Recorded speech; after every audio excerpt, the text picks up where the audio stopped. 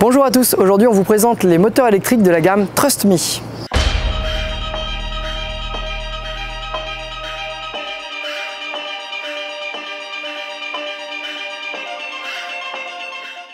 Les deux modèles dont on vous parle aujourd'hui seront le Cruiser et le Kicker. Le Cruiser est un modèle très compact qui se replie sur lui-même et qui reste en place sur le kayak constamment. Le Kicker, lui, se monte sur une chaise moteur et servira aussi bien sur des annexes que sur des kayaks.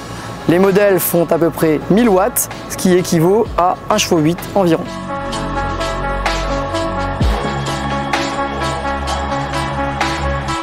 Chacun des modèles est livré avec son sac de transport, où vous pouvez ranger tous les accessoires.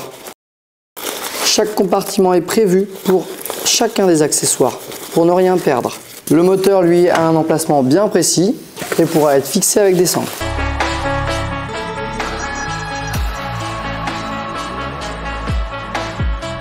On vous montre comment installer le Kicker.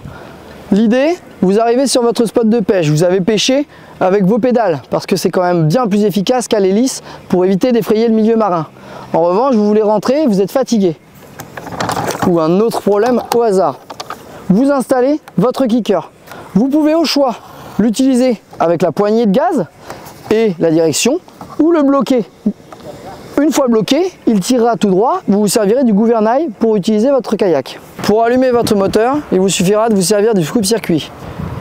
Vous le mettez en place et le moteur s'allume automatiquement. Vous pouvez garder le coupe-circuit accroché à la main. En cas de chute du kayak, le moteur se coupera automatiquement. Pour l'utiliser ensuite, il suffira d'utiliser la télécommande. Gardez la Dragon au poignet et c'est parti directement.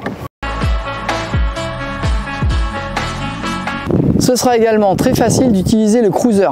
Le Cruiser, lui, est replié sur le pont. Il faudra alors le déplier pour l'utiliser. Levez le moteur, tirez la tirette, faites tourner le Cruiser. Le moteur se bloque dans la bonne position.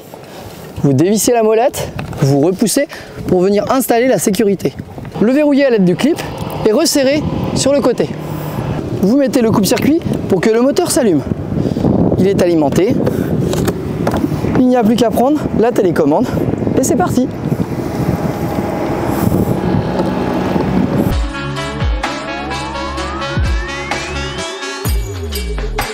Quand vous avez fini votre navigation, vous démontez votre Cruiser ou votre Kicker.